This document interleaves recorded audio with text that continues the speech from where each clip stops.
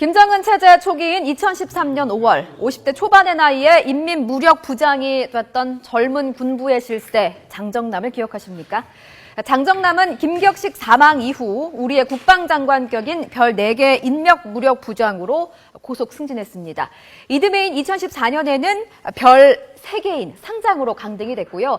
지난 한 해 동안 무려 5차례나 승진과 좌천을 반복했습니다. 그런데 장정남의 최근 거취가 확인이 됐습니다. 군 당국은 장정남이 중부전선 최전방을 관할하는 5군단을 지휘하고 있다고 밝혔습니다.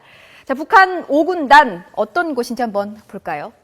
자, 5군단은 북한 5군단 병력은 10만 명 안팎입니다. 중부 전선의 핵심 군단 2곳 가운데 한 곳이고요. 남침시 북한군 기갑부대가 통과하는 진격의 루트이고 대남 공격 최선봉에서는 지상군 부대로 알려져 있습니다.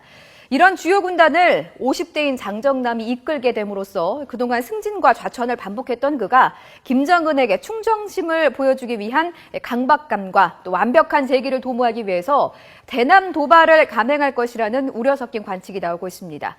군 당국도 최근 북한이 지상군의 기계화 전력을 대폭 증강시키고 재배치하고 있다며 육상 도발 가능성을 제기했는데요. 실제 도발로 이어질지 이슈대담에서 전문가들과 함께 진단해 보겠습니다. 예, 이 문제를 비롯해서 오늘 있었던 다양한 얘기들 분석해 보겠습니다. 지금 이 자리에는 백성문 변호사, 김정아 탈북장교, 그리고 백기종 전 수서경찰서 강력팀장 세 분 나와 계십니다. 어서 오십시오. 안녕하세요. 예. 자, 5군단. 뭐예요? 5군단이? 네, 5군단이 최전방에서 어디 계셨어요? 근데 저는 8.15 훈련소에 있었습니다. 8.15 훈련소? 네, 8.15 훈련소는 항해북도 서원군에 위치하고 있고요. 비슷한 데 아니에요? 네, 맞아요. 거기에 하나 제가 있던 데가 항해북도 서원군 성월리라는 곳이었습니다. 그 성월리에서 거기 하나를 넘으면 바로 5군단 군인들이 계속 땅콩 몰고 우리 앞을 지나갔거든요. 5군단하고 2군단 하면 북한 군인들 강도군단이라고 말합니다. 왜요? 그러니까 거기가 제일 상황이 조금 열악한 곳이에요. 왜냐하면 1군단은 원산항을 뜯어서 해안가가 있기 때문에 그나마 먹고 살 수 있고요. 4군단은 해주 쪽에 서해바다를 또 뜯어 먹고 살기 때문에 그나마 조금 괜찮습니다. 그러나 2군단하고 5군단은 그 산악지대에 그 안에 완전 골짜기에 이렇게 몰입이 돼 있어요. 그리고 그 안에 농사가 좀 잘 안 됩니다. 주 음식이 고구마, 감자 그거예요. 그러니까 옥수수도 제대로 안 돼요. 그쪽에 옥수수들은 다 요만해요. 팔뚝에 조금 요 정도로 오는 것도 정말 찾아보기 힘들거든요. 그리고 거기에 군인들이 이게 조금 가물기 때문에 농사도 제대로 안 되는 데다가 군인들 자체가 물자 공급이 제대로 조달이 안 됩니다. 산세가 좀 험하고 도로 교통이 완전히 안 좋아요. 정말로 최악의 상황입니다. 거기에는. 그러니까 군인들이 거진 강도로 돌변하는 게 그 군인들인데 우리 요가주에 아마 사건 있었죠. 이슈에 아마 나왔을 겁니다. 북한 그 8호 제품 농장을 습격한 한 개 소대가 북한 내무군 보안원 7명 쏴 죽인 사건 한때 이슈 나왔어요. 그것도 바로 5군단 사건이고요. 그리고 또 얼마 전에 나온 사건이 허위사령부 차량 저격한 사건 있잖아요. 그것도 바로 5군단 사건입니다. 근데 이 5군단이 만일 남침을 하게 됐을 경우엔 주력군인가요? 주력군이라고 볼 수 있겠죠. 그러나 실제 주력군은 2군단이나 5군단보다도 먼저 기동성으로 말 그대로 기동 장갑 보병 부대 자체가 먼저 움직이는 게 8.15 훈련소하고 806하고 420 이런 기동 부대가 따로 있습니다. 그리고 2군단하고 5군단은 기갑사단이 따로 있고 2군단하고 5군단은 전체적으로 이렇게 밀고 나가거든요. 그렇죠. 네? 지상 공격인 거죠. 그러나 지금 5군단의 뭐 이런 문제가 솔직히 과연 그럴까? 저는 여기서 좀 의심되는 게 뭐냐면 그러니까 여기에 군인들이 정말로 최악의 상황에서 말 그대로 야생마처럼 길러진 사람들입니다. 그런데 이들은 김정일 때 정말 배고프게 자랐던 사람들이기 때문에 정말 저들한테 너네 남한으로 해서 돌격 앞으로 하면 그 사람들이 정말 당과 수령을 위해서 그 사람들이 그 총을 남쪽으로 대고 달려올까? 아니면 그 총이 다시 돌아서 굴란으로 변해가지고 평양으로 향할까? 그거는 솔직히 의문이 된다고 저는 생각합니다. 예. 근데 이 사람 이름이 뭐였죠? 장정남. 네. 여기 북한에 있을 때 장정남이라는 사람 이름 들어보셨어요? 저희는 못 들어봅니다. 못 들어봐요? 비밀이에요, 장교들은? 그러니까 이렇게 자기 뭐 군단장 그 이름 자체 아는 것도 솔직히 그게 뭐 체계적으로 다 제대로 이렇게 교육하는 건 아니에요. 그런데 다른 군단에 대한 정보를 알고 있는다, 그거는 오히려 반역으로 잘못 어휘될 수도 있는 가능성이 있거든요. 그런데 장정남이라는 사람이 지금 인민무력부장에서 지금 어군단으로 내려간 게 어떤 분들은 혹시 자천이 아닌가 이렇게 생각하시는 분들도 계시잖아요. 근데 저는 오히려 자천이 아니고 조금 묵여두고 뒤에서 오히려 키우는 인물이 아닐까, 저는 그렇게 보여지거든요. 왜냐하면 현 인민무력부장보다도 오히려 실제 작전 권한이 있는 거는 최전방 군단에 있는 1군단, 2군단, 5군단, 4군단의 군단장들이 오히려 진짜 작전권을 지지 않았는가, 그렇게 보이거든요. 그리고 실제 최전방의 군단장들 정말 아무나 배치 안 합니다. 후방에는 뭐 7군단이나 9군단의 군단장들하고 상대가 안 되는 거죠. 근데 어쨌든 뭐 이 장정남이라는 사람이 지금 이제 현영철 죽었다고 처형됐다고 알려진 현영철도 5군단 출신이라고 그러죠. 네, 맞아요. 그러니까 야전군에 있어서의 무덤이다, 여기가 가면은. 이런 얘기도 있는데 어떻게 보세요? 우리가 여기에 대해서 관심을 갖는 이유는 과연 북한이 또 다른 육상 도발의 가능성이 있느냐 하는 것 때문에 이렇게 되는 거거든요. 도발 가능성 어떻게 보십니까? 도발 가능성을 저는 반반으로 보고 있습니다. 왜냐하면, 그러니까 정말로 도발한다, 진짜로 도발한다, 그거는 정말 과잉충성에 그걸로 나올 수도 있고요. 정말로 장정남이 현영철이 죽는 것을 보고 겁을 먹어서 여기서 과잉충성이라도 해가지고 뭔가는 꾸며야 되겠다 하면 그 가능성이 있고, 두 번째로 이들이 정말로 그 가능성에 군인들이 그것을 따라줄까 하는 게 문제거든요. 내가 아까부터 계속 말했지만 2군단하고 5군단의 군인들은 말 그대로 최악의 상황을 겪었던 군인들이기 때문에 그들이 하라는 대로 총알바지로 정말 그대로 나가기에는 쉽지 않다 이거죠. 김정일 때, 김일성 때 태어났던 사람들이 군복무 할 때하고 저희 때 군복무 할 때하고 지금 김정일 시대에 태어난 사람들이 군사복무를 하기 때문에 고난의 행군 때부터 태어나서부터 굶주림에 시달렸던 애들입니다. 그리고 체력이 지금 오죽했으면 145cm에 43kg의 몸무게부터 군대에 나가게끔 다 지원을 했겠습니까? 또 북한 군대부에 지금 현재 노동 조기대 그 병력이 거진 10만 병력이 되는데 그것을 전격 교체했습니다. 나이 든 47세 이상의 군사 복무 경험이 있는 사람들로, 그리고 거기에 있던 젊은 층들까지 100% 다 군에 내보냈습니다. 그것까지는 전력이 얼만큼 부족하다는 걸 우리다가 너무나도 잘 알 수 있고요. 그 안에 내부 자체가 물자 공급이 안 되다 나니까 그 공급 때문에 군수물자 공급이 되는 말 그대로 땅크 기름이라든가 차 기름이라든가 이런 것을 다 뜯어내다가 팔아버리고, 그걸 팔아버리고 그걸로 해서 먹고 사는 게 솔직히 그 실태거든요. 그 안에 2군단, 5군단.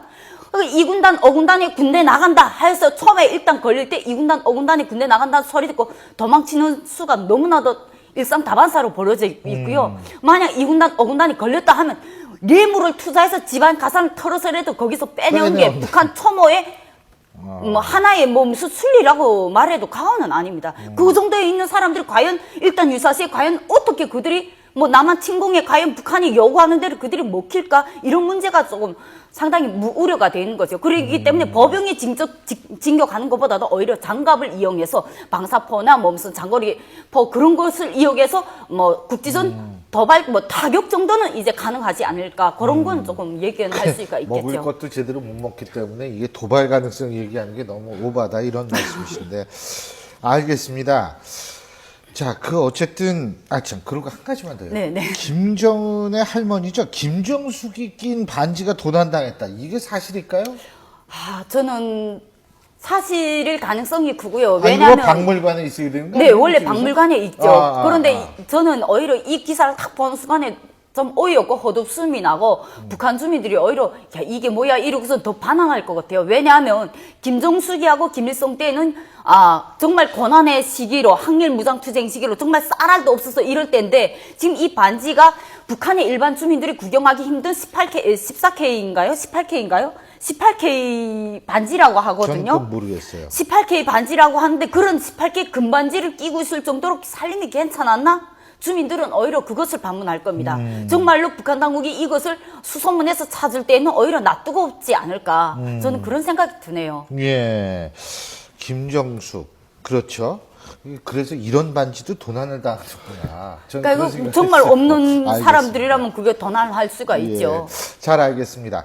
자, 저희가 지금 북한 얘기 잠깐 나눠봤는데요.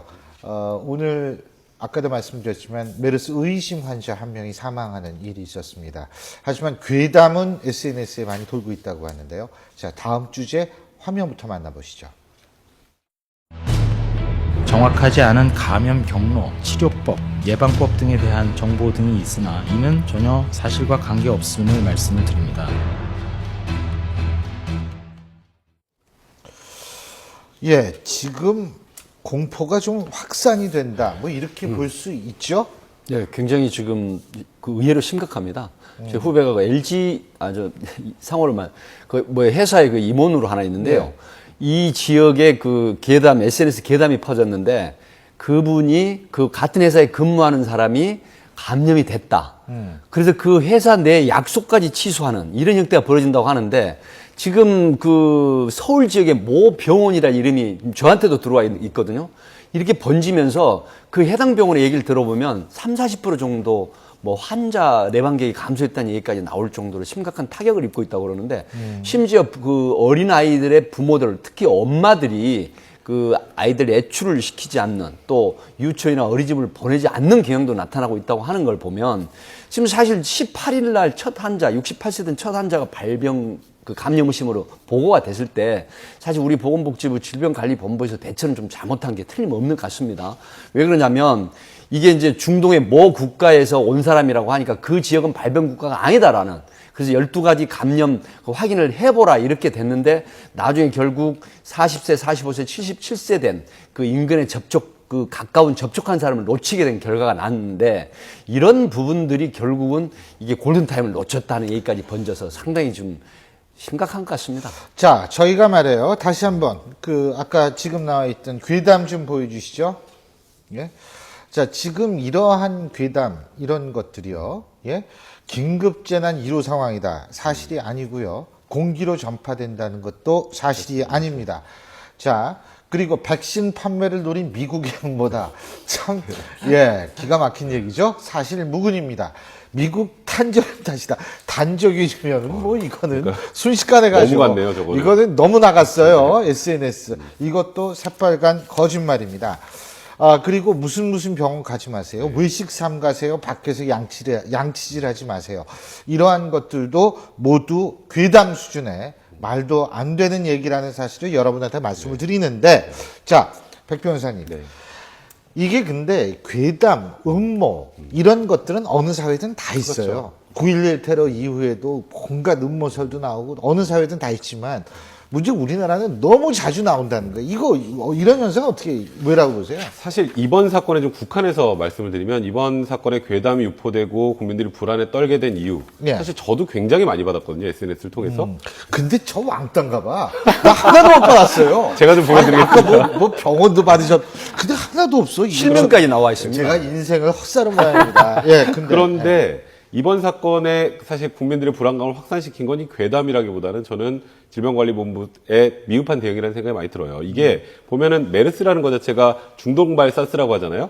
이 치사율이 40%가 넘는데 통상적으로 뭐 공기 중 감염도 안 되고 아까 그 괴담이라고 했던 것처럼 공기 중 감염도 안 되고 통상 감염자 한 명이 0.7명 정도를 전염을 시킨다고 하니까 전염성이 굉장히 낮은 질병이에요. 일단 알려진 바로는. 원래 독한 병일수록 전염성은 좀 낮죠. 그런데 문제는 첫 번째 감염자가 10명을 넘게 지금 감염을 시킨 거예요. 그러니까 이게 슈퍼보균자다. 거기다가 접촉 안 한 그 병동에 있는 다른 사람까지 감염이 됐다는 얘기가 나오니까 저런 괴담들이 국민들 귀에 들어오기 시작하는 거예요. 그러다 보니까 정부에서 지금 얘기를 하는 걸 국민들이 안 믿는 상황이 된 거거든요. 그러니까 이런 부분 괴담이 퍼지고 괴담에 관련해서 국민들이 공포심을 갖는 건 정부가 소위 말하는 정보를 너무 통제하고 있거나 국민에게 알려야 될 사실을 제대로 알리지 않기 때문에 그 부분에 대해서 이런 소위 말도 아까 탄저균 이런 얘기는 정말 말도 안 됨에도 말도 안 되는 불구하고 얘기예요. 정말 이것 때문에 정부가 우리에게 이런 걸 알려주지 않는 건가라고 의심을 하기 시작하는 거예요. 그러니까 저는 그래서 이런 괴담이 퍼져 국민들이 공포심을 갖게 된 가장 큰 이유는 이 정보를 다루는 곳, 그게 이제 정부라면 정부, 아니면 회사라면 회사, 이런 곳에서 정보를 너무 통제하고 있기 때문에 국민들에게 제대로 알릴 부분을 알려주지 않기 때문에 그런 게 아닌가라는 생각이 좀 듭니다. 그 전문가 얘기를 조금 전해드리면요. 뭐 다 아시겠지만은 이게 메르스가 비말이라고 해서 가까운 2m 이내에 재채기나 기침이나 침에 의해서 근접했을 때 그것도 장시간, 2시간여 가까이 이런 상태라고 합니다. 그리고 이제 또 그 앞에 있는 사람의 건강 상태도 나름 그렇습니다. 그 중요한 역할을 하겠죠. 기저병이라 그래서 예, 예. 기존에 가지고 있는 또 질환이 있으면 감염률이 높거나 낮는데 간단한 통계가 있습니다. 사우디아라비아 같은 경우는 1,000명 감염을 해서 434명이 사망을 했는데 이것 때문에 치사율이 43.3%라고 이렇게 나왔는데 사실은 그 나라의 의료 수준 그다음에 초기에 감염병에 대한 대응 이런 게 굉장히 자지우지를 한다고 합니다. 그래서 아랍에미리트는 76명 중 10명이 사망했지만 실제로 감염국 10명 내에는 한 명도 사망하지 않는 케이스가 많다. 그래서 이제 세계보건기구 같은 데는 우리나라를 굉장히 의료 수준이 높은 국가로 보고 있기 때문에 환자가 그 감염이 됐다 하도 사망하는 확률은 굉장히 낮다. 이렇게 보고 있다고 합니다.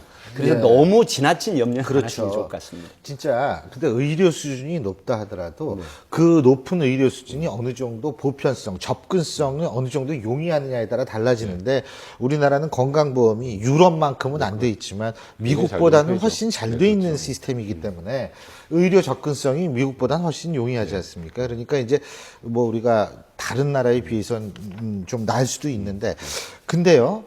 괴담 퍼뜨리면 어떻게 됩니까? 그러니까 사실 지금 괴담 퍼뜨린 거 관련해서 그 관계 당국에서 엄벌에 처하겠다라고 하고 있잖아요. 예. 제가 궁금해서 물어보고 싶더라고요. 어떤 죄로 엄벌에 처하려고 하는 건지. 예. 일단 첫 번째로 명예훼손은 아닙니다. 일단 허위 사실이니까 단순히. 예. 두 번째로 모욕죄도 아니에요. 예. 그러면 언뜻 생각해 볼 수 있는 건 전기통신기본법 47조랑 옛날에 미네르바 기억하시죠? 허위 사실 유포해서 네. 뭐 공공의 안전을 해하는 죄라고 해서 그 죄가 나중에 헌법재판소에서 유언 결정이 나왔어요. 예. 그럼 이 죄도 안 됩니다, 이제 적용이. 그럼 말 그대로 허위사실 유포하는 걸로 처벌할 수 있는 죄는 없어요. 유언비어 유포죄 같은 건 유언비어 없어요? 유포죄는 없습니다. 없습니까? 아, 죄송합니다. 그래서 굳이 처벌을 한다면 예. 지금 실명이 거론돼 있는 병원에서 예. 이 허위사실 유포 때문에 업무가 방해가 됐다. 그러면 업무방해죄로 처벌할 가능성이 있지만 예. 사실상 그럴 가능성은 그렇게 높지 않거든요. 그러니까 이게 국민들 입장에서 보면 그러니까 저도 사실 놀랐거든요. 뭐로 처벌한다는 거지라고 생각을 했는데 그냥 아니 나라에서 제대로 관리를 제대로 하지 못한 거를 이 이후에 말 몇 번 퍼뜨렸다는 걸로 법조항도 애매한 걸로 처벌하려고 해. 이것도 공포정책 이렇게 자꾸 생각을 하시더라고요. 자, 어쨌든 정부에서도 나름대로 이제는 좀 움직이고 있는 것 같은데 박근혜 대통령도 오늘 나름대로 수석비서관 회의에서 입장을 표명했는데요. 일단 화면부터 함께 보시죠. 메르스와 같은 신종 감염병은 초기 대응이 매우 중요한데 전파력에 대한 판단과 접촉자 확인, 예방 홍보와 의료인들에 대한 신고 안내 등 초기 대응에 미흡한 점이 있었습니다. 더 이상의 확산과 지역사회로의 전파를 확실하게 차단할 수 있도록 정부와 민간 전문가들로 구성된 민관합동대책반이 총력 대응하고 지자체와도 긴밀히 협조해서 국가적 보건 역량을 총동원하기를 바랍니다. 예. 자, 대통령도 어쨌든 나왔는데 조금 시기는 좀 늦지 않았나라는 생각도 드는데 앞으로 하여간 정부가 네.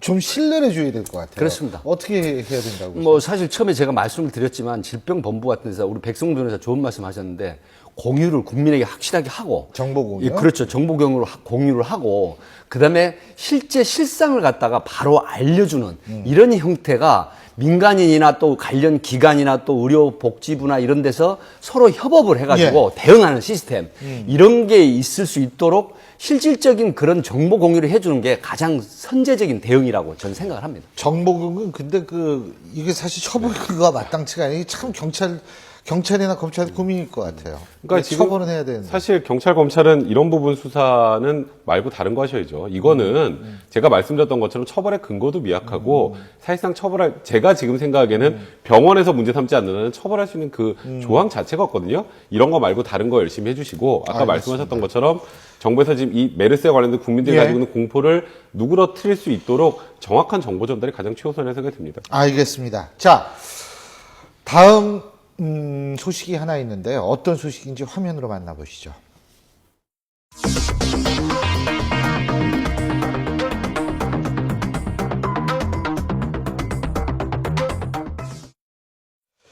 예, 여러분 너무나 잘 아시는 고래사냥으로 유명한 감독이죠. 배창호 감독이 오늘 철로로 추락을 했다. 그래서 저도 아침에 방송 진행하면서 깜짝 놀랐는데 어떤 일입니까? 네, 오늘 아침 6시가 채 안 됐는데 그 한티역이라고 있습니다. 네. 그 강남구 대치동에 서울 맞습니다. 수서경찰서 갔는데 거기서 왕십리 쪽 수서경찰서 갔는데 왕십리 쪽 승강장에서 혼자 예. 계시다가 예. 전동차가 들어오기 얼마 전에 바로 이렇게 투신하는 형태가 CCTV에 포착이 됐죠. 근데 처음에 이제 이 신고가 돼서 경찰에서 출동을 하고 119 구조대가 출동을 하고 자동으로 수서경찰서에서 이제 폭력 1팀에서 취급을 했더라고요. 근데 자살 미수 사건이라 직접 사건은 안 한다고 합니다. 그런데 강남 세브란스 병원에 옮겼는데 나중에 이제 이장호 감독을 통해서 내가 투신을 한 게 아니라 수면 장애가 있고 이런 것 때문에 순간적으로 추락이 된 거다라고 지금 이렇게 하신 거거든요. 그래서 그 부분에 대해서 논란이 있는데 경찰 CCTV 상으로는 투신한 부분으로 보인다 이런 분석이 나오고 있습니다. 그렇군요. 근데 이게 이제 실제로 이 배창호 감독 같은 경우에는 굉장히 거장이세요.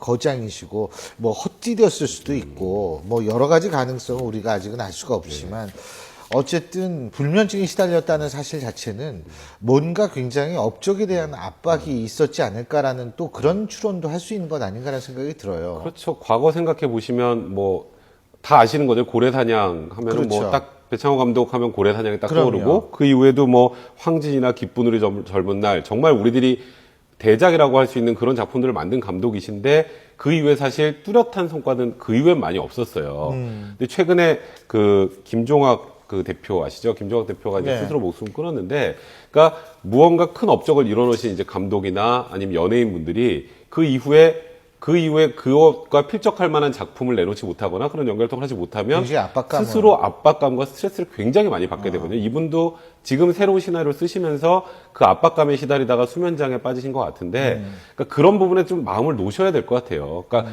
기존에 이미 많이 이뤄놓으셨고 지금 거장으로 이렇게 우리들이 모두 이렇게 추앙하고 있는 분이잖아요. 그렇다면 이제는 후학들을 위해서 어떻게 해줄지도 좀 고민을 하시고 그런 쪽으로 가셔야지 더 큰 업적을 위해서 본인을 망치는 일은 정말 없었으면 좋겠고요. 저도 아침에 이 관련 그 뉴스를 하나 했었었는데 CCTV 상으로는 투신한 걸로 보인다라는 게 일단 경찰의 입장이었거든요. 근데 일단은 투신이 아니라 발을 헛디뎠다고 하시는데 왜냐하면 여기가 한티옥은 스크린 도어가 없어요. 글쎄요. 다 있잖아요, 스크린 예. 도어가. 그러니까 스크린 도어가 없는 한티옥을 이용했다는 예. 건 자살 의도가 아니었을까라고 지금 추측을 하는 거거든요. 근데 어쨌건 그래도 지금 사망하지 않으셨으니까. 그렇죠. 정말 다행이라는 생각이 듭니다. 그리고 사실 누구든 나이 먹습니다. 나이 먹다 보면 누구든 저는 항상 그런 생각이 들거든요. 나이 먹는데 막 보톡스 맞고 막 젊어 보이는 것보다는 어떻게 하면 가장 깨끗하게 나이 먹고 늙었다는 얘기를 듣는 것인가라는 것이 중요하다고 생각하고 나이 들수록 똑똑함으로 사는 게 아니라 현명함으로 사는 거라고 저는 생각을 합니다. 자꾸 우리가 자꾸 우리 자신을 이렇게 다독여야 되는 것 아닌가 이런 생각도 듭니다. 자, 오늘 세 분 말씀 여기까지 듣겠습니다. 고맙습니다. 감사합니다.